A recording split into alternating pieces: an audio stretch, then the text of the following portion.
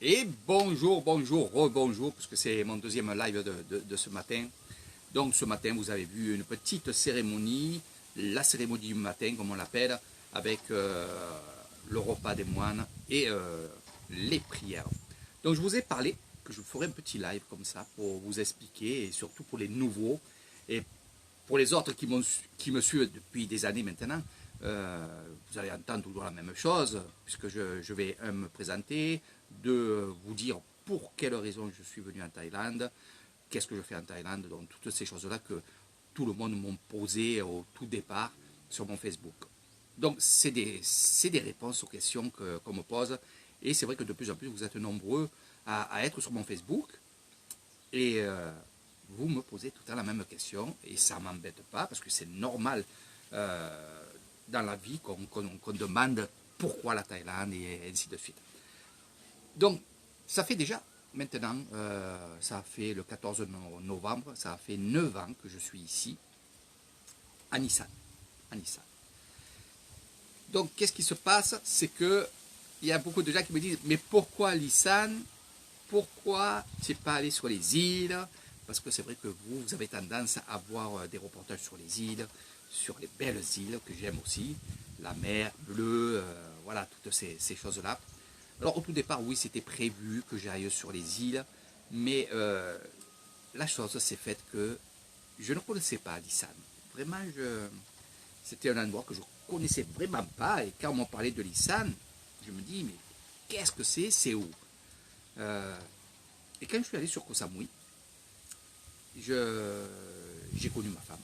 J'ai connu ma femme qui était en vacances, et finalement, du fil en aiguille, ce serait trop long si je vous expliquais tout ça, mais c'est grosso modo, elle m'a montré où elle habitait, donc Lissan. Et la première fois que je suis venu ici, je me rappellerai toujours, j'étais fatigué par rapport au voyage, puisque je suis de France, Bangkok, de Bangkok à Nissan, il y a encore 6 heures de route en voiture ou alors en petit minibus. Donc ça faisait quand même un sacré voyage et beaucoup d'heures de voyage. Donc le lendemain, quand je me suis levé, je me suis mis dehors, c'était au mois d'août, je me rappelle. Je me suis mis dehors et j'ai vu des petits villages. Parce que j'étais arrivé de nuit à Kassevisai, donc à Nissan, et je voyais ces rizières à perte de vue, cette couleur verte. Puis je me suis senti chez moi. Car quand j'étais à Koh Samui, je me sentais pas chez moi. C'était beau. Il y avait beaucoup d'ambiance, il y a beaucoup de choses comme ça. Donc c'est pas mon fort, c'est pas mes choses à moi. C'est vrai que d'y être en vacances pour s'amuser, oui, c'est assez agréable quelques jours pour moi. Je parle de moi. Il y en a qui aiment bien la fête, les bars, la musique, tous les soirs, toute la journée. Il y en a qui aiment ça. Moi, c'était pas mon truc. Donc finalement, j'étais pas chez moi à Koh Samui. Mais j'adore Koh Samui, ça restera toujours ma destination de cœur, puisque c'est de là-bas que ça a commencé. Donc je ne pourrais jamais dire que cette île, je ne l'aime pas.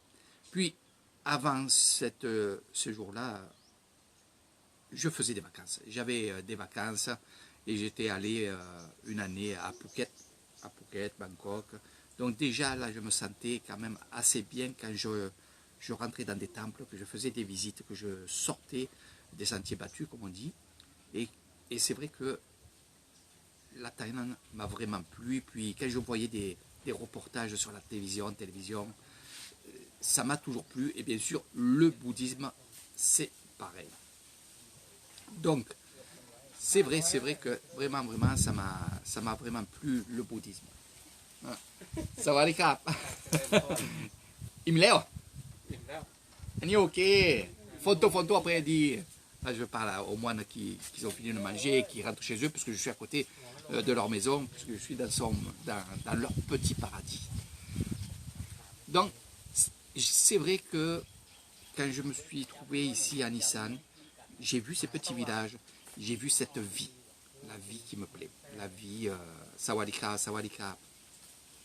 อีกัวน่าอีกัวน่า นี่เหรอมีเหรอ นี่ ใหญ่ ใหญ่ใหญ่นี่ ๆไม่เป็นไรaprèsดูอันนี้มี1บ้านมี มีป ป่ะ มีเซ็มๆเล็ก เอาไหม ๆเอาเปล่า non เซ็มๆพึ่ง ฮะ อันนี้พึ่งอันนี้พึ่งมีเซ็มๆอันนี้ อืม ไม่เป็นไรaprèsดู มันไม่กินอะไรเลย mais pas là, donc il me dit qu'il y a un nid d'abeilles qui a du miel. Donc j'irai voir après. On continue notre petite histoire d'Eric Thaïlande. Donc oui, ici ça m'a vraiment plu. Les gens gentils.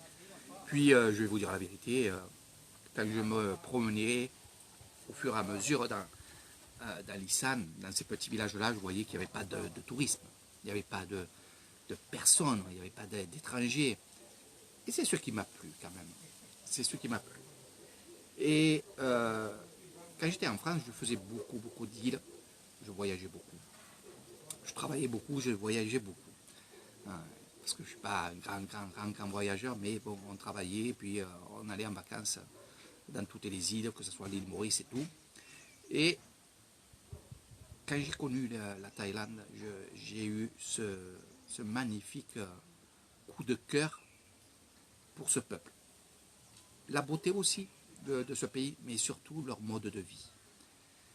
Déjà, j'avais un peu commencé dans ce chemin-là quand j'étais à l'île Maurice, car c'est vrai que j'avais tendance, moi, quand je partais en vacances, c'est d'aller justement où les agences de voyage ne nous amenaient pas. C'est-à-dire à la rencontre des gens, de la population, de leurs mœurs, de leurs traditions. Ça m'a toujours plu. Chaque fois que j'ai voyagé, j'ai voulu savoir comment ces personnes-là vivaient. Ça a commencé vraiment à me plaire quand je suis allé à l'île Maurice, où j'ai étudié le bouddhisme, mais surtout, avant le bouddhisme, j'ai étudié l'hindouisme. Au tout départ, j'ai commencé par ça. Mais je connaissais Bouddha. J'étais tendance à être bouddhiste. Mais l'hindouisme m'a plu. M'a plu à rapport à ses traditions. Il y avait beaucoup de cérémonies, il y avait beaucoup de choses comme ça.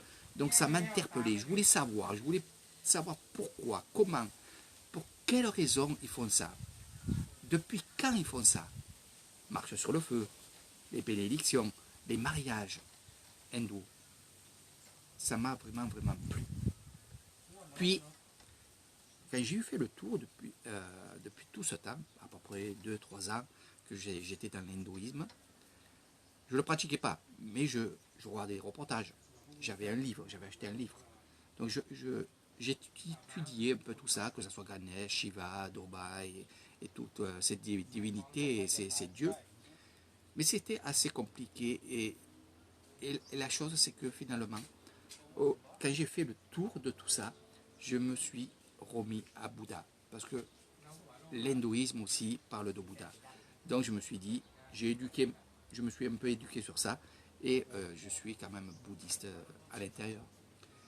Et c'est vrai que ça m'a servi et ça me sert ici, parce qu'au temple où je suis, on est bouddhiste, pratiquant, mais on fait aussi des cérémonies hindoues. Voilà.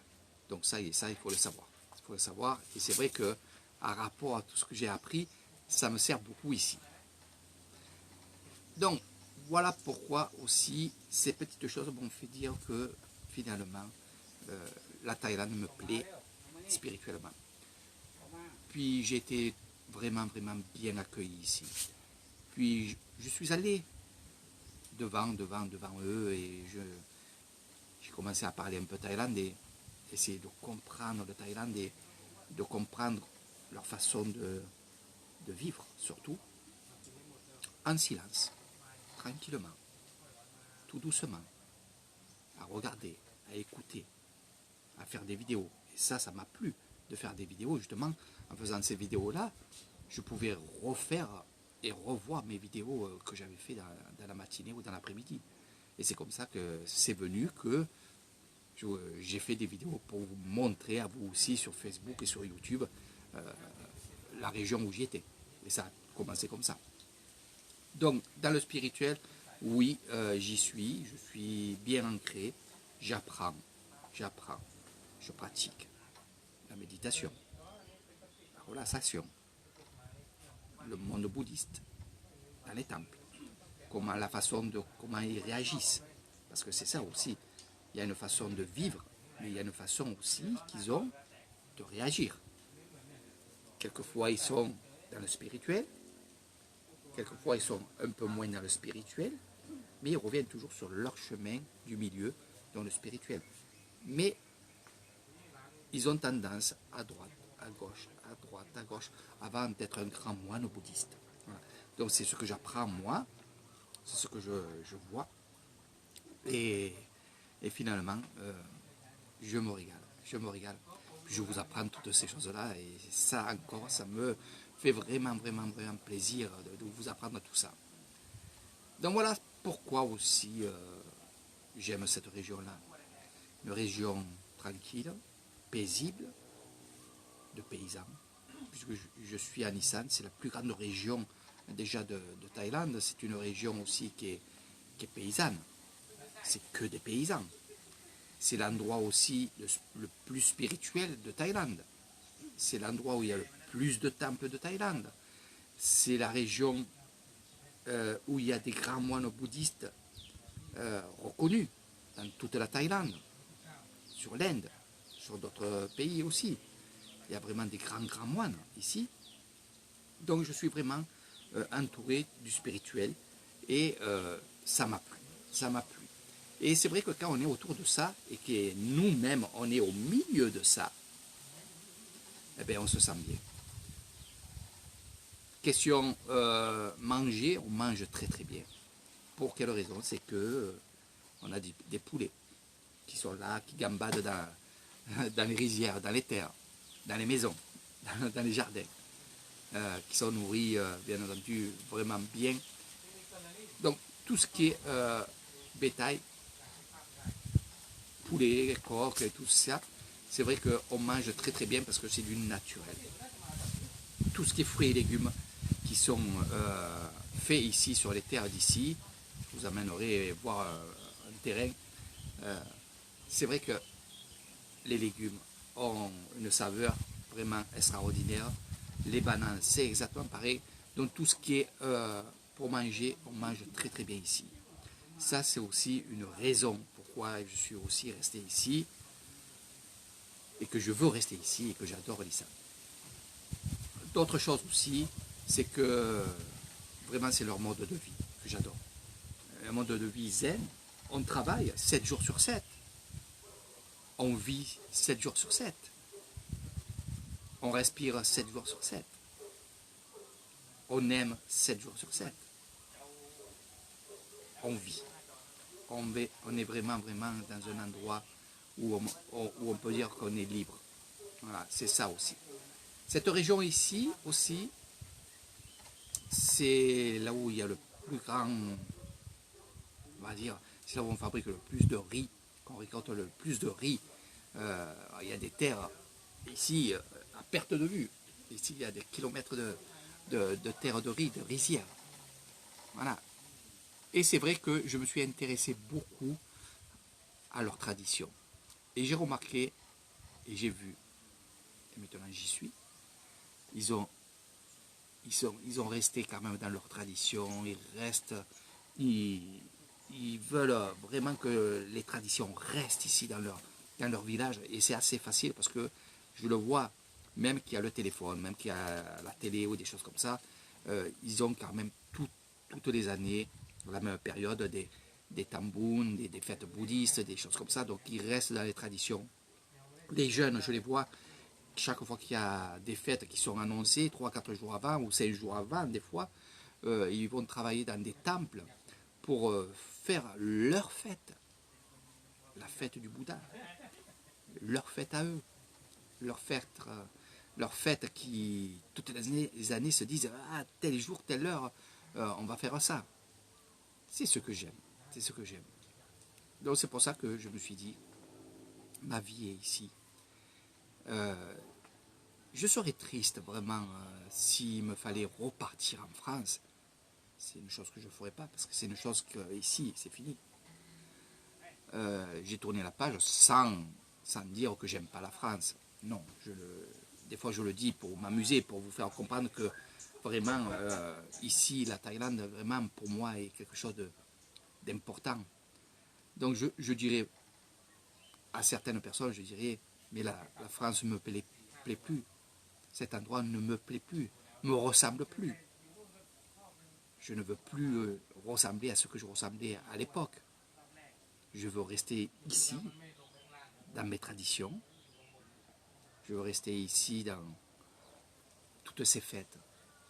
Pas parce que j'aime pas parce que j'aime faire la fête, non, c'est pas ça. Mais c'est des fêtes où tout le monde est ensemble. Voilà, tout le monde le partage. Voilà, et ça c'est mon grand mot. Et chaque fois que vous faites des excursions avec moi, je vous montre qu'est-ce que c'est le partage. Je vous montre qu'est-ce que c'est le mérite. Je vous montre vraiment leur mode de vie et comment ils réagissent. C'est ça, mon boulot, à moi, c'est ça. Voilà. Donc oui, 9 ans que je suis ici, je m'en lasse pas, ça fait 9 ans et quand même ça a passé très très vite. J'espère qu'il y aura encore pas mal d'années pour que je puisse vous faire des lives, vous embêter sur mes lives et sur mes vidéos.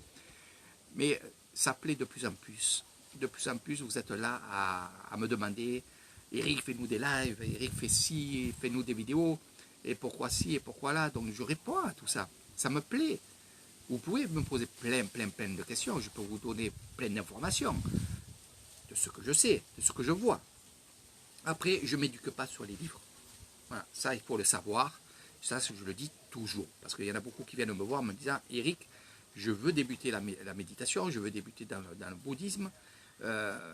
Est-ce que tu as des revues, est-ce que tu as des livres, est-ce que tu as des vidéos à me proposer, à me dire pour que je puisse commencer à faire de la méditation. J'ai pas pris ces livres-là. J'ai pas pris parce que j'ai appris sur le tas.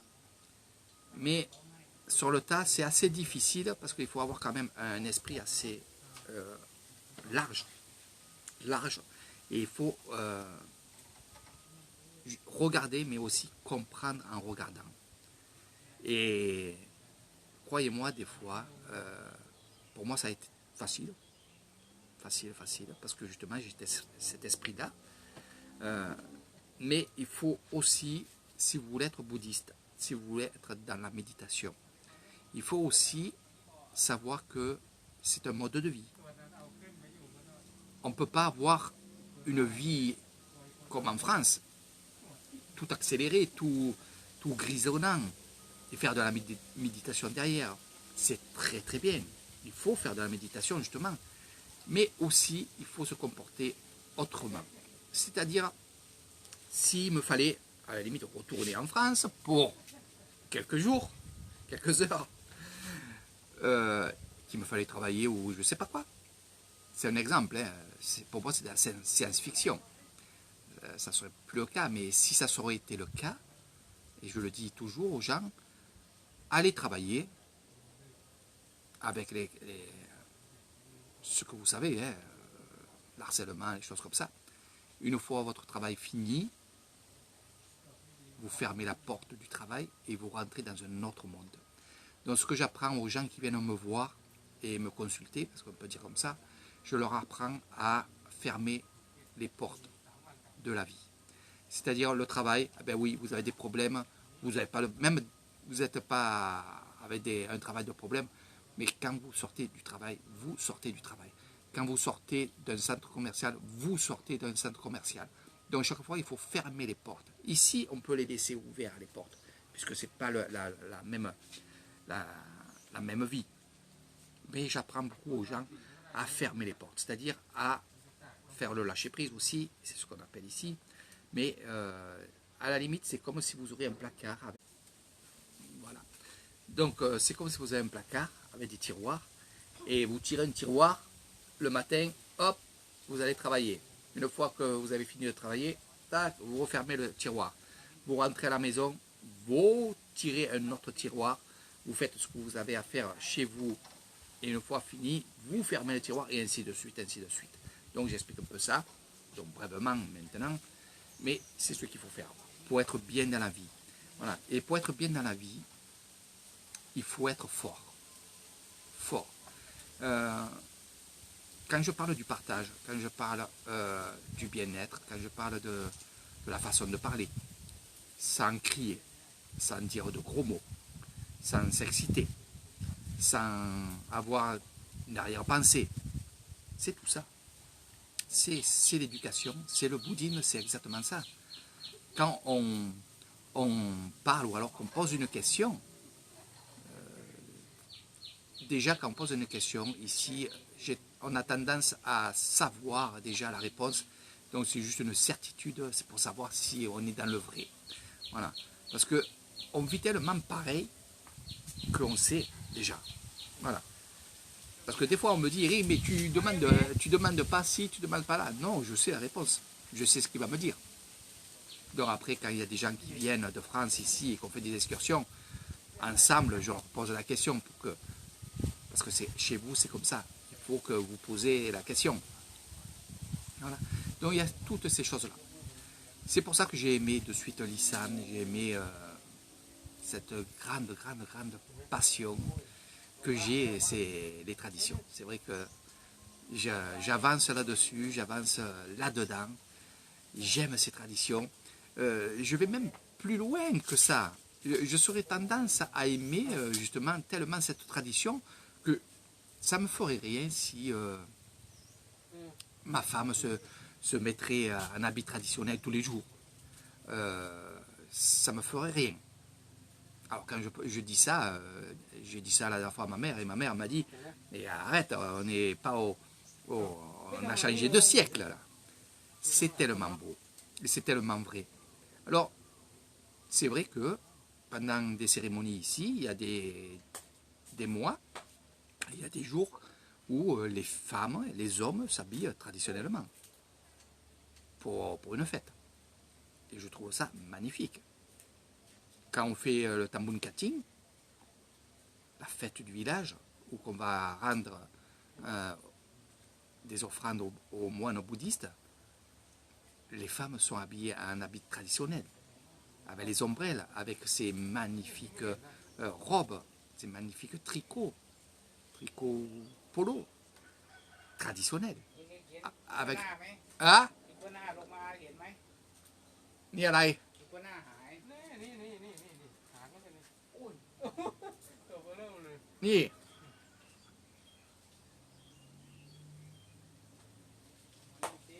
ปล่อยมันร้อนมัน นี่อ่ะ Ah, je vais voir ce qui est. Je vais voir. มองแล้วมองอีกเลยมอง Alors, je vais vous montrer. Nous aussi.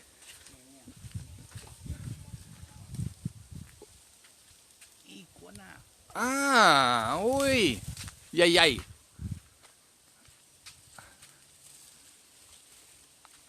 Attendez. Hein. Dodo, oui. Vous voyez qu'est-ce que c'est? Yay, yay. Dodo. Tac, tac, tac, tac, tac, tac.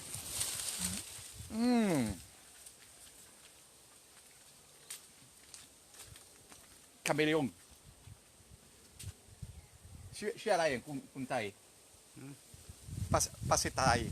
Je suis à l'ail. ชื่อกระปอมยักษ์ Donc je suis avec un moine.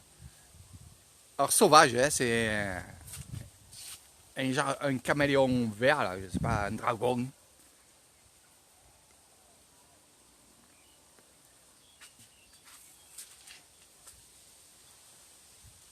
Je peux prendre une photo.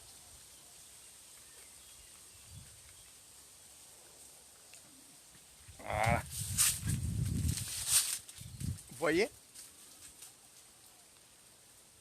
Oh là là, oh là là, oh là là.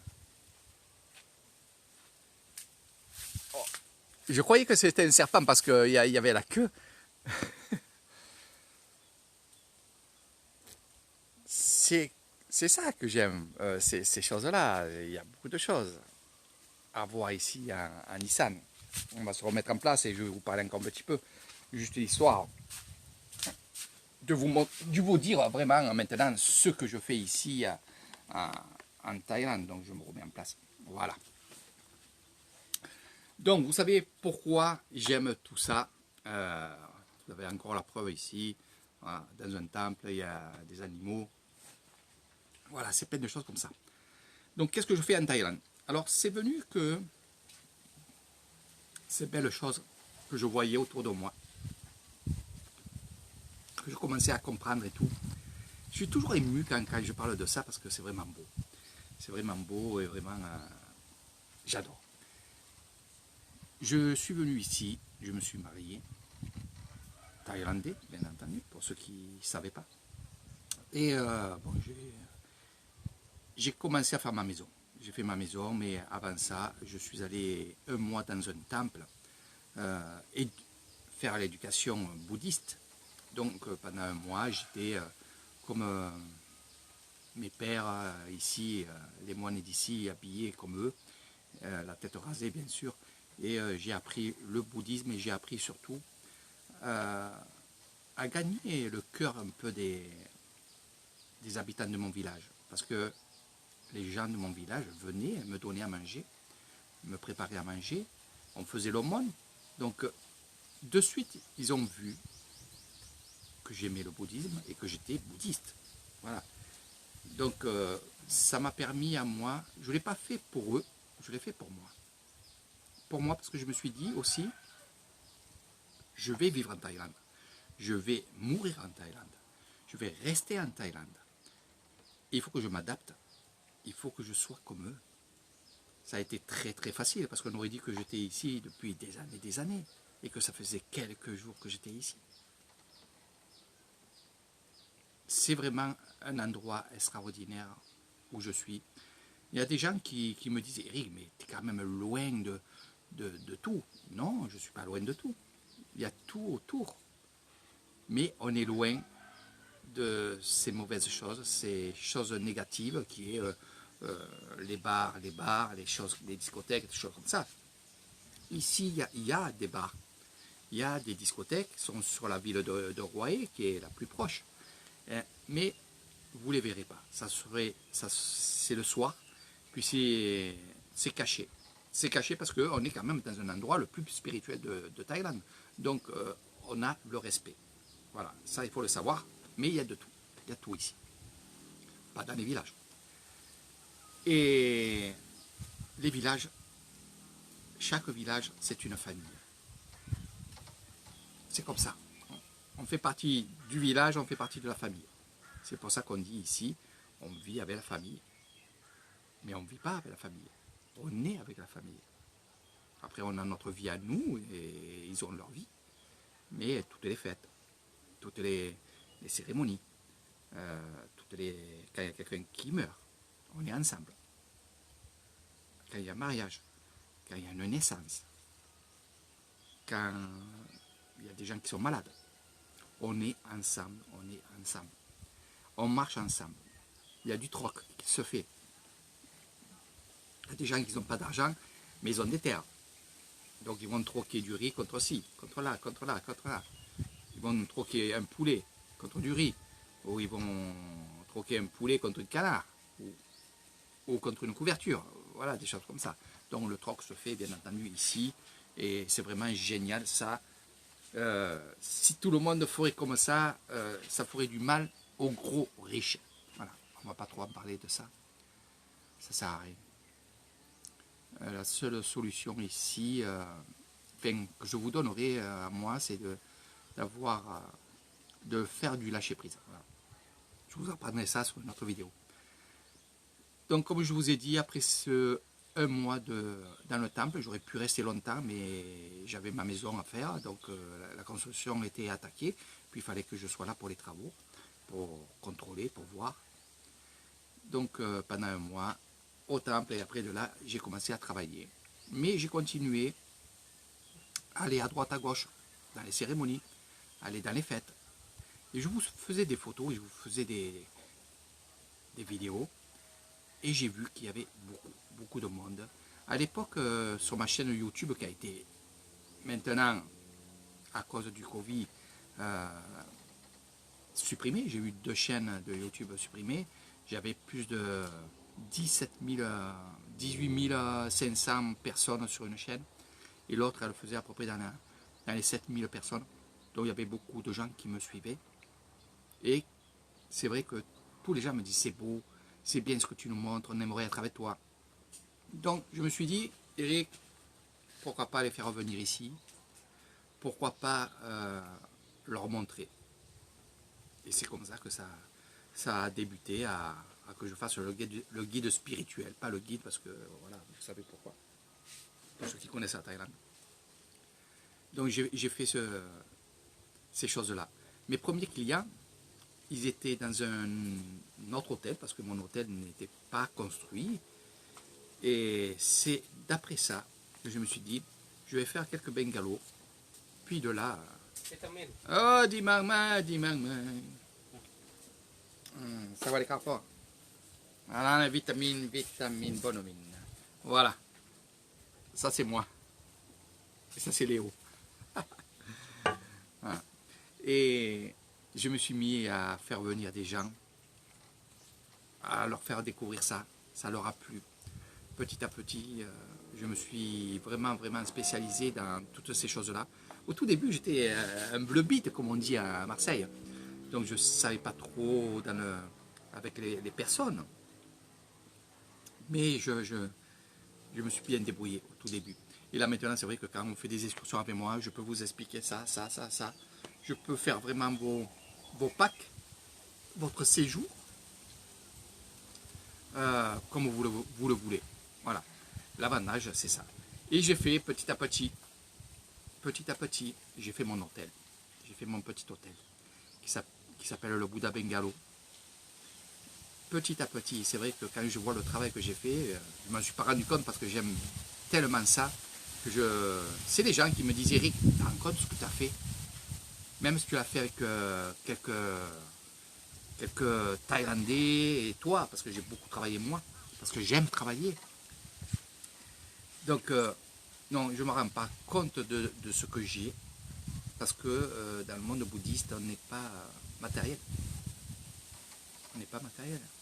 Moi, ce qui compte en premier, c'est la santé de ma famille, aussi bien en Thaïlande qu'en France. C'est ce qui compte le plus pour moi, c'est ça. C'est pas d'avoir un grand château, c'est pas d'avoir une grande maison, un grand hôtel. C'est quand même vivre, parce qu'il faut quand même vivre. Il y a rien, j'ai rien de la France qui m'est donné. J'ai pas de retraite pour l'instant. Je suis encore jeune. Et c'est vrai que je me débrouille bien. Je me débrouille bien.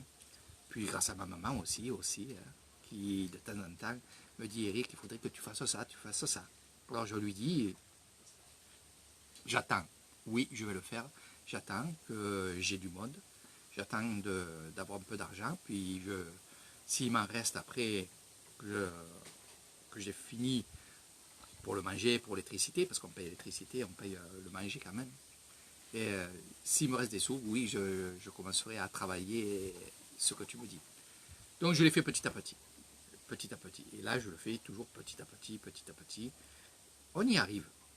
Et ce que j'ai remarqué aussi, et c'est ce qui fait ici le moine, c'est pour ça que finalement, je suis comme eux.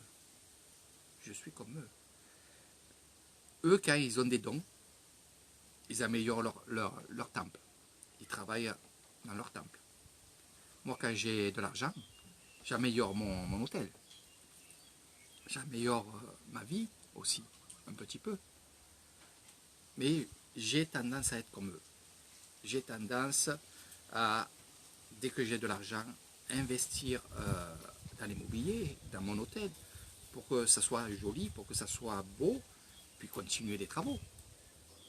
C'est vrai que je suis à la fin. Là, j'améliore juste la décoration. Mais franchement, c'est que du bonheur de faire ça. Je ne suis pas quelqu'un qui est ambitieux dans le long terme. Je vis au jour le jour. Surtout maintenant, avec tout ce qui se passe, avec ce virus et ces choses-là. Il faut être tranquille, il faut être zen. Surtout, c'est ça mon appel aussi, souvent dans mes vidéos, c'est soyez unis. surtout maintenant, il faut être unis en France. Ici, il n'y a aucun problème, on vit comme ça. Mais en France, vous ne vivez pas comme ça. Et ça, c'est votre faiblesse à tous et à toutes. C'est vraiment une faiblesse qui est extraordinaire et ça va vous tuer. De ne pas être ensemble, de ne pas vous aider, ça va vous tuer. C'est tout simple. Voilà. Donc, écoutez-moi au moins une fois, partagez cette vidéo, soyez unis, et tous unis.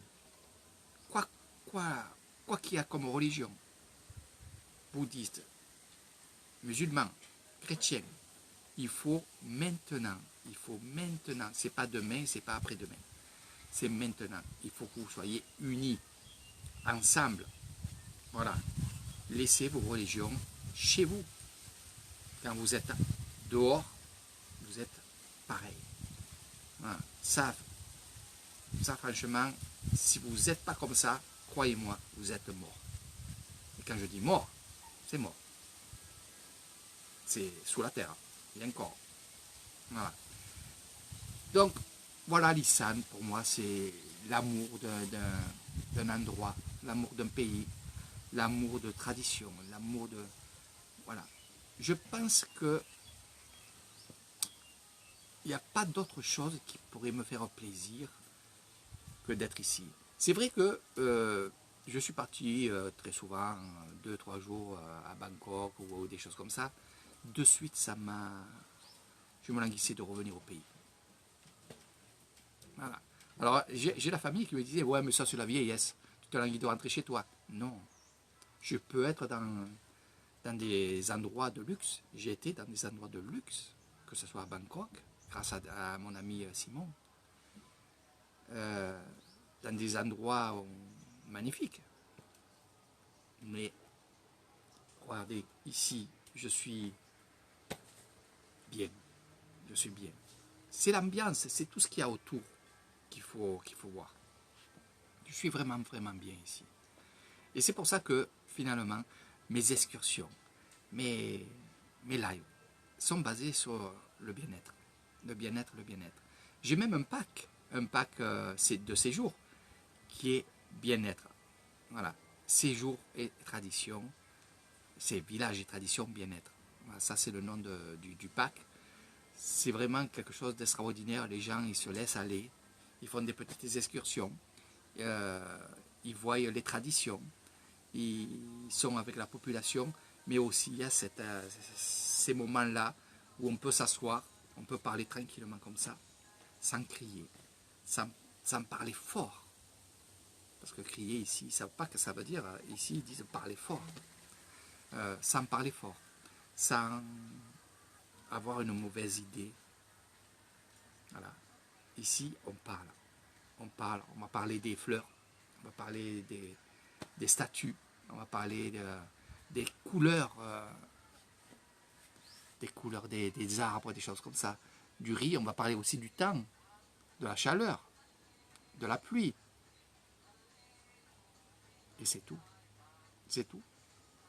Moi, je parle un peu de tout parce que je suis en général avec des gens d'ici et puis sur Facebook avec des gens de France et des choses comme ça. Mais on est vraiment bien ici. On est vraiment libre. On n'est pas confiné, on n'a pas de masque. Juste on met le masque pour aller dans les grands magasins parce que c'est des grosses enseignes. Voilà.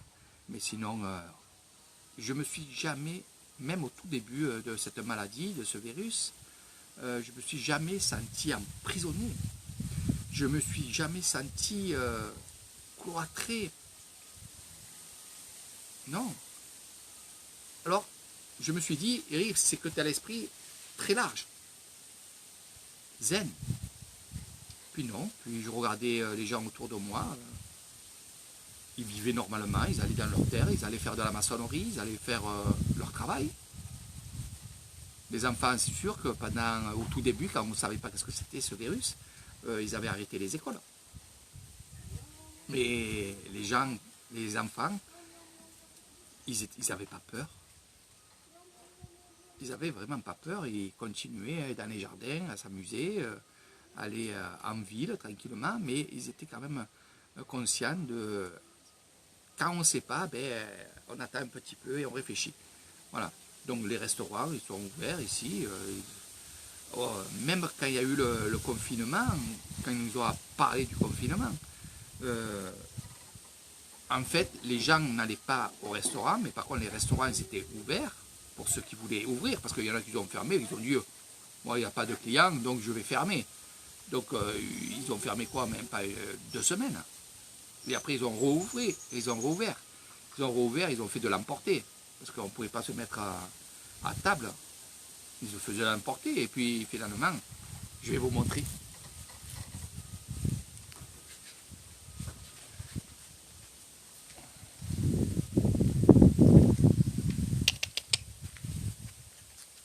Regardez, il est descendu de l'arbre. Donc c'est en liberté ça, hein. C'est la première fois que j'en vois un ici. Ah, avec toutes les terres qu'il y a tout autour. Voilà. Tout autour. Voilà. Il n'est pas mort, hein. Il se met au soleil. Il se met au soleil tranquillement. Et regardez où je suis. Je suis pas bien. Hein? Eh oui. Donc on va arrêter un peu ce live. Je vous ai assez dit de choses. Puis j'aime bien parler, franchement, c'est que du bonheur. Voilà. Sylvana, mon ami. Voilà. Donc voilà pourquoi j'aime Nissan, pourquoi je suis venu à Nissan. C'est pour toutes ces raisons que je vous ai données. Moi, je vous invite à découvrir Nissan, surtout avec moi. C'est pas pour me vanter, parce que non, ça. Et ni pour vous dire prenez un guide, même si ça vous coûte un peu cher, Prenez quelqu'un qui connaît. Prenez quelqu'un qui vous fera gagner du temps. Prenez quelqu'un qui vous, justement, vous expliquera le pourquoi, le comment, et aller dans les détails. C'est vrai que j'ai vraiment une chance dans ce monde-là qui est Nissan, de connaître beaucoup de gens, de connaître beaucoup de grandes personnes, de grands moines. Quand je dis grandes personnes, c'est aussi dans les établissements, que ce soit les écoles, les choses comme ça, les directeurs, les directrices, voilà, des choses comme ça. C'est que ils m'ouvrent les portes. Ils savent ce que je fais. Ils savent que j'aime ça. Ils savent que je le fais avec passion. Ils connaissent, et moi je connais les horaires pour y aller, quand c'est pour y aller, quand c'est pas. Dodo aussi. Mais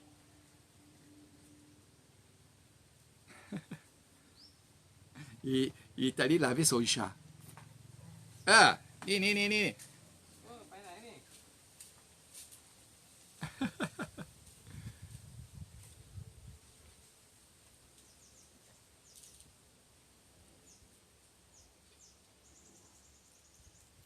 Regardez. Duสิ โ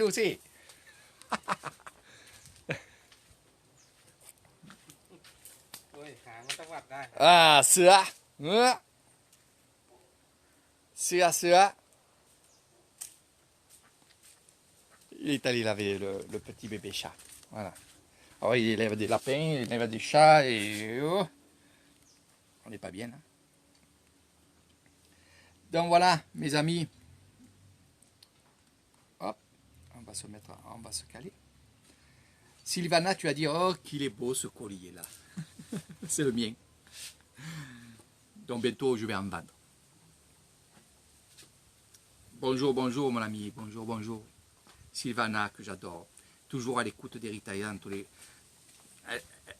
C'est une femme formidable. C'est vrai que j'ai très envie de la rencontrer. J'espère qu'un jour ou l'autre, tu viendras ici et crois-moi que je vais être avec toi. Et je vais te montrer toutes ces choses que tu aimes. C'est vrai que il y en a beaucoup.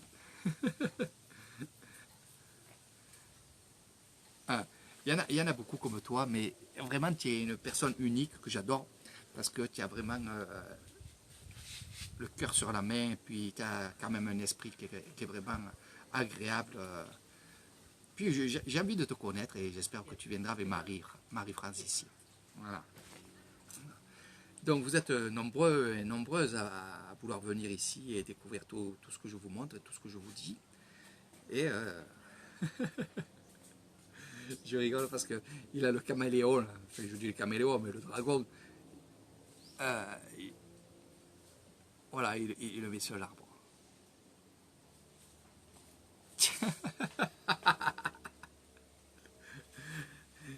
Oh, man. C'est que des rigolades, voilà. Donc, venez à Nissan, venez découvrir Nissan, partagez cette vidéo, donc vous savez un peu ma vie maintenant. Donc, oui, je suis guide spirituel et guide tout court, comme ça, pour le plaisir, pour vous faire découvrir tout ça, avec les marchés, avec les temples, les rizières, les habitations, donc les villages. On va découvrir ensemble ce monde-là. Ce monde que j'ai découvert petit à petit, qui m'ont donné tant de plaisir. Tant de plaisir, et ça me donne encore beaucoup de plaisir, parce que finalement, je me trouve tout le temps dans les mêmes endroits, mais c'est jamais la même chose. C'est jamais la même chose. Quand je fais des excursions, je me suis rendu compte. Là, c'est là, Kinkarka,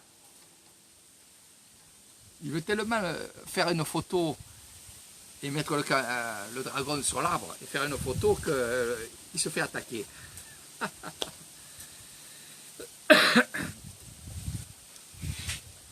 Donc c'est vrai que quoi dire de plus que Lissan, c'est vraiment beau.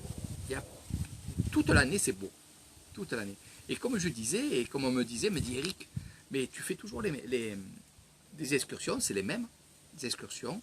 Je peux aller dans un endroit plusieurs fois dans le mois, puisque vous êtes plusieurs à venir.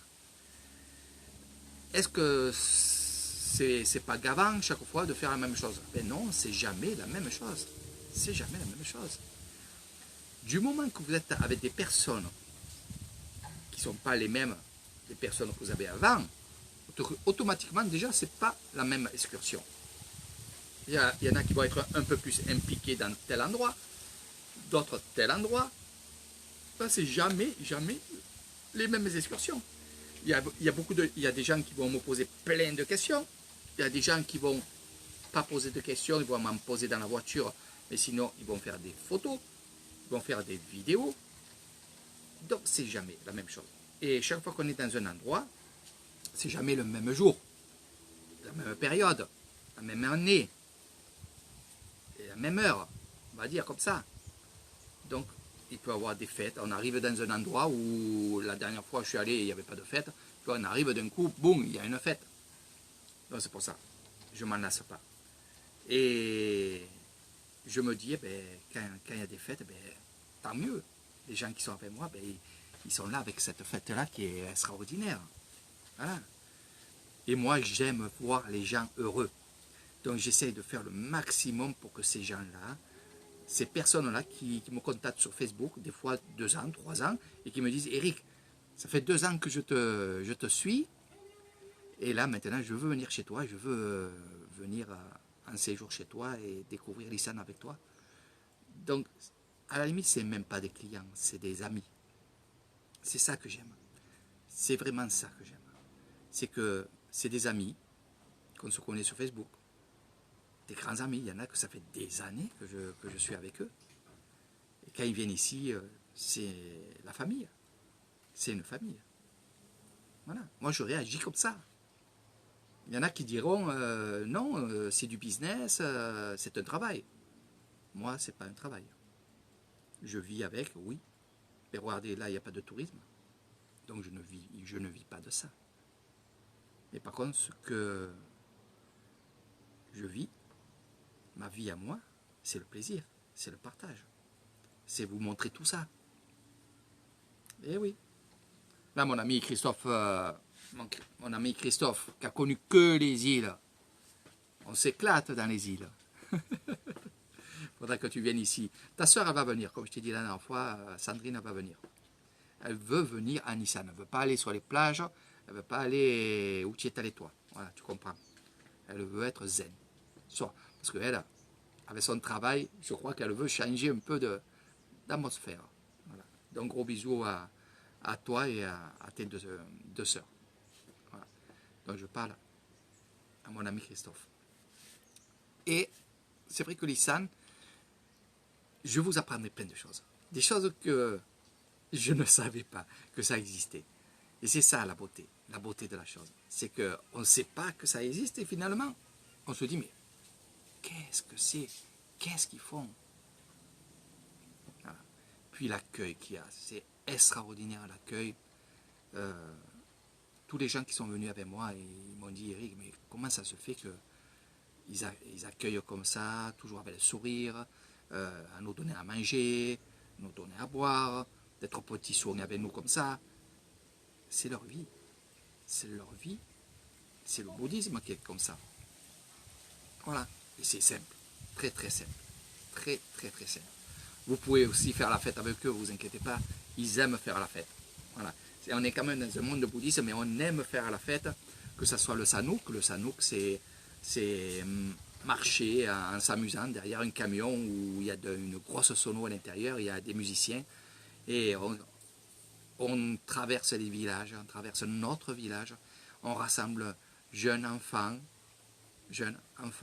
ados, vieillards, et on danse ensemble, on boit ensemble, on fait la fête ensemble, ça dure 2 heures, 3 heures, et c'est vrai que c'est merveilleux, voilà, de voir ça. C'est vrai que quand je fais mes vidéos, et quand j'ai eu fait quelques vidéos, surtout quand vous étiez confinés, vous, en France, je faisais ces vidéos-là et je me disais, mais Eric, c'est cruel ce que tu fais. Tu leur montres un mode de vie et qu'eux, en France, ils sont en prison, ou en Italie ou en Espagne, parce que j'ai des amis un peu de partout. Donc, c'est cruel ce que je fais, de vous montrer que nous, on s'amuse, de vous montrer que finalement, nous, on vit. Il faut faire pareil. Il faut faire exactement pareil que nous. Voilà. N'ayez pas peur. N'ayez pas peur. La peur vous bloque tout. Tout. Voilà. Ah. Le caméléon, il est là. Le caméléon, il est là. Voilà, il est juste derrière moi. Bon, je vais faire comme le caméléon. Je vais rentrer à la maison. Je vais bricoler un petit peu, travailler un petit peu. Je vous ferai d'autres lives sur d'autres endroits. Là, c'était juste pour me présenter. C'est long, je ne sais pas combien de minutes ça a duré. J'aime bien parler. Puis regardez, derrière moi, on est bien, on est tranquille. Les animaux, les oiseaux, un peu de vent, juste un petit peu. Et quand même la chaleur, là, qui est vraiment extraordinaire ici. La vie est quand même bien ici, car pas vraiment trop de pluie. Le beau temps à chaque fois. On fait les grillades, on mange dehors. Ah, donc, c'est que du bonheur. Donc, sur ce, je vais boire un petit coup. Je vais rentrer à la maison tranquillement, me mettre en tenue de combat, comme je dis, et travailler un peu derrière chez moi, avec mes mains guillées, avec mes choses comme ça. Donc, vous voyez, voilà, on s'occupe.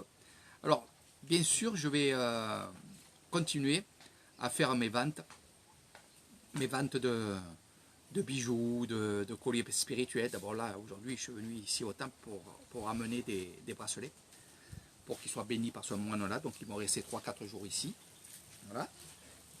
Et après, je vais attaquer mes petits lives de vente. Alors, c'est vrai que ça plaît. J'attendais un petit peu que le jour de l'an et Noël soit passé. C'est vrai que vous avez été nombreux à me commander des objets, des choses comme ça. Et c'est vrai que c'était un peu ennuyant parce que avec le problème de la poste, il y en a qui ont eu leur colis après Noël. Et ça, je m'en excuse, c'est pas de ma faute. Je ne veux pas me justifier, mais avec le Covid, il y a des choses qui ont changé à la poste. Donc maintenant, je suis au courant. Je pense que ça ira plus vite que les colis que je vous ai envoyés et que vous avez attendus. Non, voilà. Donc maintenant, ça va être au point. Donc ça, ces choses-là, aussi, je remercie tous les gens qui ont donné pour les couvertures des mamies. J'étais vraiment, vraiment touché parce que, et je vous le dis encore une fois, depuis 9 ans que je suis ici à Nissan, dès le début, j'ai dit je voudrais faire quelque chose pour les vieillards. Voilà, parce que je vis tellement avec eux, je sais ce qu'ils ont besoin, je sais ce qu'ils n'ont pas besoin, je sais comment ils réagissent. Donc un jour, je m'étais dit, je vais acheter des couvertures et je vais donner des couvertures aux vieillards pendant la période qui fait froid. Et c'est la période de décembre, janvier, février, on va dire. Mais bon, février, là, il fait très très chaud. Et j'ai jamais eu trop le temps de le faire. C'est pas le temps qui me faisait reculer, c'est la vie. C'est-à-dire j'avais des clients, j'avais beaucoup de choses à faire. Et quand on est en train de faire beaucoup de choses, on a quand même ces idées qui restent. Et l'idée de faire un cadeau à ses mamés. Et grâce à vous, je suis arrivé à faire ça. Et ça, c'est grâce à vous. Sinon, j'aurais encore repoussé un petit peu parce qu'avec le Covid, tout ça, il n'y a pas de clients qui venaient chez moi. Donc, question financièrement, je n'aurais pas pu. Et grâce à vous, j'ai pu acheter. Et au lieu d'acheter 25 couvertures, j'en ai acheté 32 couvertures. Et ça, grâce à vous. Donc, je suis fier de vous. Je suis fier de certaines personnes qui, même qu'ils ont donné pas beaucoup, mais ils ont donné. Ils ont donné. Ils ont donné de leur cœur. Voilà, c'est ça. Et finalement, j'aurais pu, financièrement aussi, il y a des années que j'aurais pu acheter ces couvertures-là. Pourquoi j'ai attendu? C'est pour, sans doute, pour que les gens me suivent dans ces choses-là du partage. C'est pour ça. C'est comme l'histoire du trampoline qui maintenant est terminée. Je l'ai commandé, je vais le recevoir d'ici demain ou après-demain. Donc, j'attendais d'avoir la totalité pour acheter le trampoline pour les enfants. Et ça, c'est grâce à vous, encore une fois. Donc, vous pouvez vous aider. Vous m'avez aidé. Vous avez aidé des grands-mères, vous avez aidé des enfants à avoir un trampoline. Vous avez la preuve que vous pouvez aider. Aider votre voisin, aider votre famille. Moi, je ne pourrais pas admettre qu'une personne dans ma famille, une cousine, un cousin, ait besoin de quelque chose. Pourquoi il faudrait participer, même si ce n'est pas beaucoup. Mais ce que je comprends aussi, une chose, ici, vous allez donner 20 bahts. Donc, on va dire, allez, on va donner 1 euro à une personne. Cette personne va être contente. En France, vous allez donner 1 euro à une personne. Je pense qu'il va vous dire, mais je ne suis pas un mendiant, garde tes 1 euro. C'est ça, je le sais. Je le sais. Tout le monde me le dit. Mais, ou alors, vous allez donner quelque chose et la personne qui va le recevoir va dire, ouais, il me donne quelque chose, mais en retour, il a besoin de quelque chose de moi ou il a besoin de moi. Il y a toutes ces choses dans votre tête qui vous détruisent. Qui vous détruisent. Oui, je le dis. C'est des gros mots, c'est des grands mots, ça. Ici, moi, une personne, un Anglais un jour est venu chez moi. Un Anglais est venu chez moi. Avec sa femme thaïlandaise. Ils sont venus 3 jours. Cet Anglais-là m'a donné des pièces de monnaie de chez lui. Il me les a laissées dans le bungalow. Je les ai pris. Bien sûr, sur un message, je l'ai remercié parce qu'il m'a dit oui, je les ai laissés sur la table, c'est pour la personne qui fait les chambres, donc c'est un pourboire. Hein. Donc je l'ai remercié, bien entendu. Bon, et c'est vrai que pour l'échange, c'est très dur pour nous. Donc il y a d'autres Anglais qui étaient de passage et je leur ai demandé s'ils pouvaient m'échanger en bahts. Parce que c'était tellement que des pièces à ma banque à moi, en Thaïlande, ne les changez pas. Parce que c'est un petit village ici. Ça serait à Bangkok ou dans des endroits comme ça, oui. Donc, il m'a donné des battes. Il a arrondi. Donc, vous voyez? Et ce que j'ai fait, comme celui qui avait arrondi, qui m'avait donné les battes, il était venu aussi avec sa famille thaïlandaise. Je suis allé acheter des choses et on a mangé ensemble. Voilà. Donc, l'argent, les choses circulent. On m'a donné, je vous donne. Voilà, c'est comme ça. Ici, c'est comme ça. Ici, souvent, on a donné 1 kilo de riz. Quelques mois après, ou quelques semaines après, la personne, elle allait pêcher des poissons, sont venus à la maison et on a acheté du poisson parce qu'ils ont besoin d'argent aussi pour vivre. Donc on a acheté quelques poissons, puis ils nous ont fait cadeau de 1 ou 2 poissons. C'est comme ça. C'est comme ça. Voilà. Mais faites-le. Faites-le chez vous. Moi, je me rappelle, dans les cités, chez ma grand-mère, quand la voisine venait nous demander si on avait 1 kilo de farine ou des pâtes ou des trucs comme ça, et il le faisait, il donnait. Et pourtant, ils n'avaient pas beaucoup de sous. Moi, ma grand-mère, elle n'avait pas beaucoup de sous.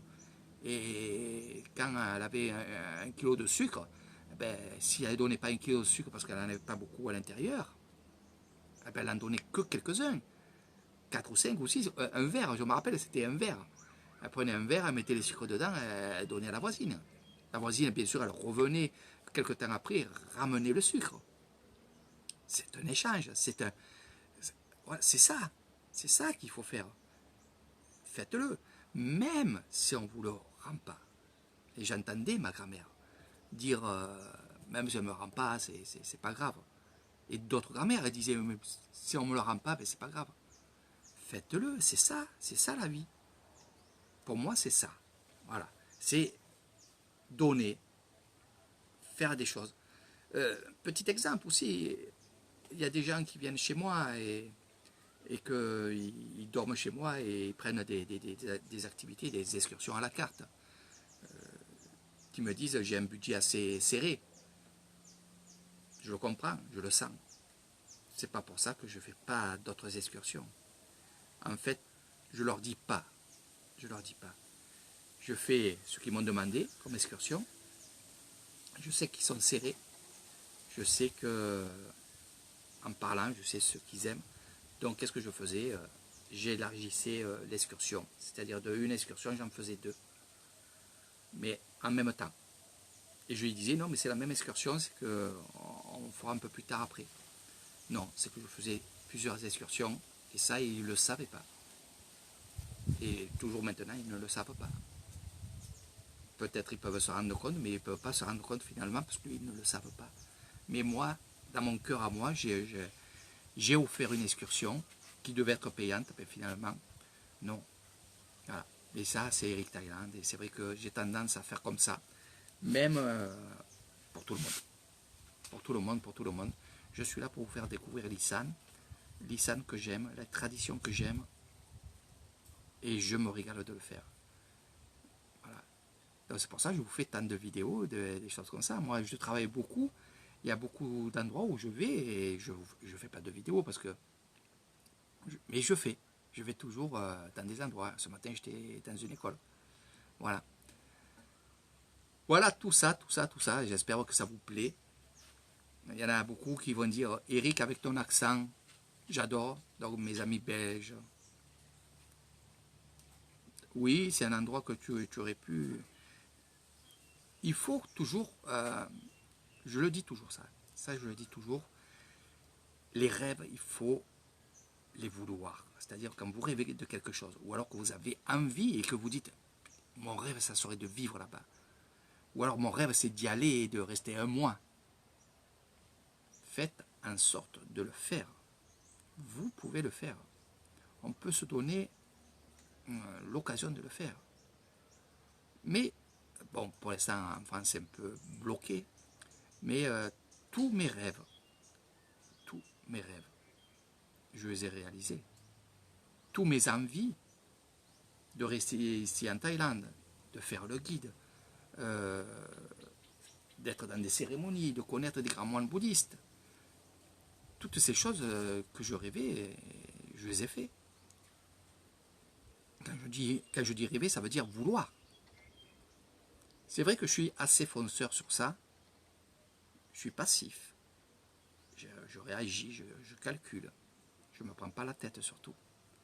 Et je le fais. Comme là, je vais ouvrir mon petit restaurant et vous allez voir que je vais ouvrir mon restaurant. Alors qu'est-ce qui va se passer? Ce qui va être bien pour ceux qui savent, parce qu'il y en a qui vont poser des questions, donc ils savent déjà ce que je vais faire. Donc le restaurant du Bouddha Bungalow, de mon hôtel, il était ouvert que pour les gens qui étaient en séjour chez moi, c'est-à-dire qu'ils dormaient, ils mangeaient chez moi, donc la cuisine se faisait. C'était que pour les gens qui étaient chez moi. Là, ce que je fais, c'est que j'ouvre pour les gens, les Thaïlandais. Alors, je vais me régaler à faire la cuisine, parce que je vais, voilà, donc il va y avoir des gens qui vont travailler avec moi aussi. Et ce que je vais faire aussi, où je vais me régaler, c'est que je vais vous faire des vidéos en préparant le repas. Et ce qu'on m'a demandé, il y en a 2 qui m'ont demandé ça. Il m'a dit, Eric, en ce moment, je vais parler d'une personne. En ce moment, je suis en France. Dans quelques temps, je vais aller vivre avec ma femme en Thaïlande, parce qu'elle est thaïlandaise aussi, avec ses enfants. Et j'aimerais bien que tu nous fasses le début quand tu montes le restaurant. Voilà. Ça, je vais le faire pour justement aider ces gens qui ne connaissent pas la Thaïlande et qui voudraient monter un petit business, un petit restaurant, des choses comme ça. Ça ne sera pas un grand restaurant 4 étoiles que je vais faire. C'est un restaurant pour que les gens puissent venir manger, qui est pas cher, de bonne qualité, parce qu'ici on va pas chinoiser sur la qualité. Ça va être un peu, je pense, que sur la quantité, mais sur la qualité, ça sera toujours la qualité. C'est-à-dire que quand je vois ici, quand je vais manger chez des gens ou des restaurants, il y a la qualité, vous payez la qualité, après c'est la quantité. Bien sûr, on va pas on va pas cuisiner, on va pas travailler pour rien. Donc automatiquement, il faut faire un bon repas, un super bon repas, et même si c'est peu, mais que ce soit quand même goûteux pour le prix qu'on va faire. Donc moi, ça va faire dans les 30 bahts, à 25 bahts le plat. Vous allez voir, c'est du simple. Je vais faire du simple. Ce que je vais faire, c'est que chaque jour, il y aura des repas différents. C'est-à-dire qu'il y aura 2 ou 3 repas à manger avec le riz, avec des pâtes, des choses comme ça. Et il y aura aussi des biscuits. Mais je ne vous dis pas plus parce que si je vous le dis et que je fais autrement, ça va vous choquer. Il va dire, mais pourquoi Eric ne fait pas ça? Il a dit ça, il a dit ça. Donc vous allez suivre mes aventures de l'ouverture de ce restaurant, parce que vous allez la suivre. Je vais vous faire participer, bien entendu. Puis après, il y a des gens qui sont cuistots. Mon ami Baptiste, mon ami Cadéo, qui sont cuisiniers. Et puis il y en a d'autres aussi. Ben justement, une bonne petite touche française avec le repas thaïlandais, ça sera pas mal aussi. Voilà. Donc oui, je vais faire du simple. Je ne vais pas me prendre la tête. Parce que finalement, la vie, si on la prend simplement, elle se passe bien. Si on essaie de se compliquer la vie, on va compliquer notre vie. C'est-à-dire qu'on va compliquer le restaurant, le ci et là, on va compliquer aussi la vie. Ça va, voilà, c'est pareil. Donc je veux rester dans le simple. Je suis un homme simple. Je vis simplement. Et je veux rester dans la simplicité. Et ça, c'est comme ça. C'est Eric Thailand, il est comme ça. Voilà. Donc, vous suivrez les aventures d'Eric Thailand dans les cuisines. Au début, même si je rate la cuisine, même s'il y a des choses comme ça, ben vous le verrez. Voilà, on va se régaler. On va évoluer ensemble, on va être ensemble. Voilà, c'est ça que j'aime. C'est vous faire participer à toutes ces choses-là. Regardez, je ne tiens plus debout. Voilà, je ne tiens plus assis tellement que je me languis. Et c'est vrai que la cuisine, c'est une autre passion que j'ai. En France, je cuisinais beaucoup. J'adore cuisiner. Je vendais beaucoup de choses, des repas préparés, des choses comme ça en France. Donc j'y suis dedans, j'y suis dedans. Puis là, maintenant, je connais un peu comment ils cuisinent ici, puis je suis avec des Thaïlandaises, bien entendu, pour cuisiner. Donc, le petit restaurant du coin piscine, il va y avoir tout ce qui est fruits, mixés avec de la glace et tout. Donc, vous verrez, il y a plein de choses. Puis, par la suite, je vais attaquer, et par la suite, on va mettre tout ce qu'il faut pour que les gens soient bien. Voilà. Donc il y a beaucoup de gens que je connais qui, chaque fois qu'ils me voient, ils me disent Eric, alors, c'est quand que tu ouvres, quand c'est on vient manger, quand c'est on vient manger. Ça, je l'entends très souvent. La dernière fois, il y a 5 jours, je suis allé payer l'électricité, parce qu'on paye l'électricité juste à côté de chez moi, voilà. Et c'est une grosse entreprise d'électricité qui sont sur la route et tout. Et eux, justement, ils mangeaient chez mon ami à Ban Ponoy, et il a fermé. Il a arrêté de cuisiner, parce que c'était un papé, et puis il n'avait plus envie, puisque sa femme est partie avec sa fille travailler à Bangkok. Donc il était tout seul, il a arrêté. Mais sinon, il avait une jolie clientèle, il travaillait bien, il travaillait super bien. On a mangé souvent là-bas, très souvent. C'était très bon, c'était pas cher. Et je vais faire ce style-là, mais sans s'embêter la vie. Vous verrez ce que je vais faire. Voilà. Par la suite, vous verrez où je suis en train de voir ça. Voilà. Donc, ces gens-là qui étaient chez lui, qui me connaissaient, qui venaient manger à côté de moi, que je leur ai dit, je vais bientôt faire mon restaurant au coin piscine. Donc, ils se languissent parce que ils ont besoin des petits coins comme ça à côté de chez eux. Donc là aussi, voilà. Ça me fera gagner de l'argent, pour vivre, un, et de deux, pour justement continuer les travaux, la décoration, les choses comme ça. Voilà. Donc vous savez tout. Voilà, on a parlé, je ne sais pas combien de minutes, mais je me régale. Je vais m'arrêter parce que ça va continuer. Mais j'ai d'autres vidéos à vous montrer. Vendredi, je vous ferai un live. On ira dans un marché qui est tout nouveau, le marché du vendredi. C'est comme ça que je l'appelle. Ici, on a le marché du matin. Tous les matins, à partir de 4h du matin jusqu'à à peu près midi, il y a le marché couvert de Kassel-Visay, c'est le plus grand marché. Nous avons le marché du soir, qui est tous les jours, et qui est à Kassel-Visay, le marché du soir, que vous connaissez, je vous ferai d'autres vidéos. Et là, il y a le marché du vendredi soir. Voilà. Donc le vendredi, sur la place de la mairie, il y a un marché qui se fait tous les vendredis, et ça fait maintenant un mois qui vient. Voilà, c'est comme ça. Il y a des marchés un peu qui se greffent un peu de partout. Et il faut dire aussi une chose, c'est que la population de l'Isan a vraiment explosé par rapport au Covid. Il y a beaucoup de gens qui travaillaient sur les îles et qui travaillaient dans le tourisme, qui sont revenus au pays. Donc, automatiquement, on est très nombreux ici, et croyez-moi, des constructions, il y a plein de choses qui se font, et je trouve ça extraordinaire que finalement, ils ne perdent pas de temps pour... ils ne pleurent pas, voilà. Je cherchais un peu ce que j'allais vous dire. C'est pas des gens, les Thaïlandais, ce n'est pas des gens qui, parce qu'ils ont perdu leur travail dans les îles, parce qu'il n'y a pas de tourisme, du moment qu'il n'y a pas d'avion, pas de choses comme ça, donc ils ont perdu leur travail. Ils sont revenus chez eux et ils ont monté un petit business. Ils ne sont pas restés chez eux à pleurer. Ils ne pleurent pas. Même s'ils vont faire 50 bahts, on va dire, allez, je vais vous parler en euros, même s'ils font 10 euros, 20 euros par jour, ils ont travaillé. Ils ne sont pas restés chez eux à rien foutre. Pour certaines personnes, c'est important ici en Thaïlande. Les gens qui ne foutent rien, c'est des gens qui ne sont pas bien. Voilà. Donc, ici, il faut comprendre comment ils réagissent. Alors, même qu'ils vont faire 10 euros par jour, ils sont sur leur lieu de travail. C'est des travailleurs. Voilà. C'est des travailleurs. Et il y en a qui font ça, qui vont dans les terres, ils font un peu de tout. Voilà. C'est comme ça. Et moi, c'est un peu ce que je fais, bien entendu. C'est pour ça qu'avec mon petit restaurant, ben, j'ai envie de travailler, malgré que je travaille un peu de partout. Quand je dis travailler, ça veut dire que je rends service, que ce soit chez Michael, chez moi aussi, je travaille chez moi.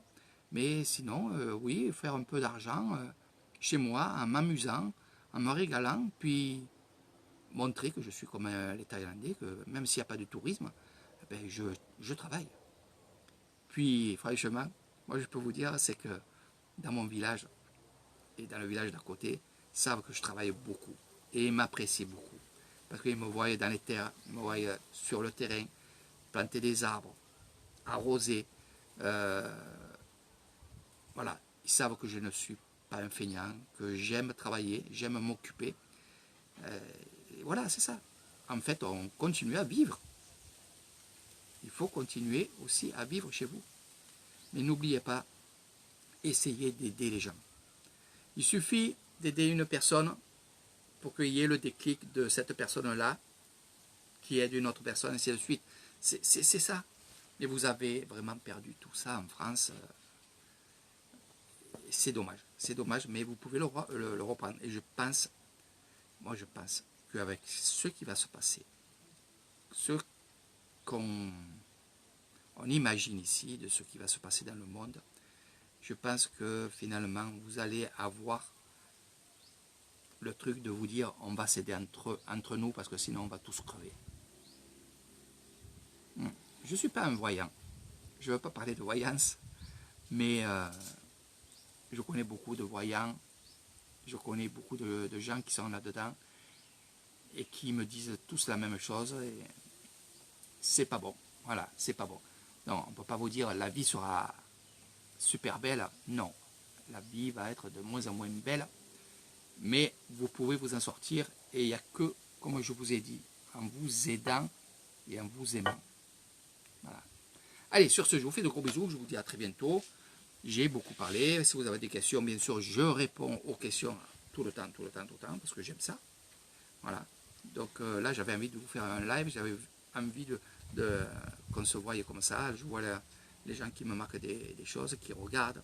Il y a des Thaïlandais aussi qui regardent. Alors ce qui est génial, c'est que pendant le premier live où j'étais au temple, je suis ami avec beaucoup de moines et de grands moines. Et il y a un grand moine qui, justement, regardait en live ce que je filme. Donc ces gens-là savent ce que je fais. Ils m'apprécient beaucoup parce que, en fait, je donne la parole et je donne aussi la lumière. Je donne aussi les images du monde bouddhiste. Allez, sur ce, sawadee krap à tous et à toutes. Le bleu me va bien, Sylvana. C'est de la vraie pierre. Hein, voilà. Donc je sais qu'un jour tu craqueras, mais je sais que tu veux d'autres choses. Mais celui-là, franchement, c'est le ciel. Voilà. Le bleu, c'est le ciel. Le turquoise. Le turquoise, c'est vraiment ma couleur préférée. Voilà. J'ai toujours eu du turquoise. Et j'adore ça. Je ne ferai que en avoir. Donc bien sûr, je dis à Sylviana, regarde, bientôt, voilà, dès que je reprends d'acheter des colliers, des choses comme ça. Ça, c'est un grand magasin qui fait des pierres taillées. Et voilà, j'y ai pris ces perles-là. J'adore. Voilà. Regarde. Voilà. Après, il y a vraiment le collier avec vraiment les turquoises. Ça sera par la suite. Voilà. Allez, je vous fais de gros bisous. Suivez les aventuriers d'Eric Thaïlande pour avoir plein de cadeaux. Il suffit de regarder les lives de vente d'Eric Thaïlande. Parce qu'une fois que je suis lancé sur les cadeaux, on ne m'arrête plus. On ne m'arrête plus. Donc, la prochaine vente, je vous l'ai mis, c'est un éléphant qui était ici, qui a été signé par l'Homme-Port et qui a été béni aussi par l'Homme-Port. Et vous voyez, il y a l'éléphant et il y a un coffret comme ça. Et ce coffret-là, justement, est pour les moines. Est offert pour les moines. Donc, je peux les avoir parce que je suis dans un temple. Donc, je ne les ai pas gratuitement, bien sûr, je les achète. Mais je les achète, mais ils sont bénis. Donc vous aurez ces coffrets-là. Il y a une personne qui était en séjour chez moi, qui a vu ça dans ma petite boutique souvenir. Elle m'a dit, j'en veux un. Alors, elle l'a pris et elle l'a mis comme ça chez elle. C'est dans le coffret, ça reste dans le coffret. Et vous verrez, je vous expliquerai tout ça. Mais ces coffrets-là, pour les moines, beaucoup de gens en veulent. Donc, il y a ça, il y a d'autres cadeaux qui vont se greffer, des bracelets, des colliers, des bagues, il y aura de tout, de tout, de tout, de tout. Voilà. Et au plus il y a des gens qui me disent, dans la vente, qui me disent, on veut encore des cadeaux, au plus je fais des cadeaux. Voilà, c'est tout simple. C'est comme ça avec Eric Thailand. Allez, cadeau, cadeau, cadeau, cadeau, cadeau. Et bonne santé à tous et à tout. Et à bientôt.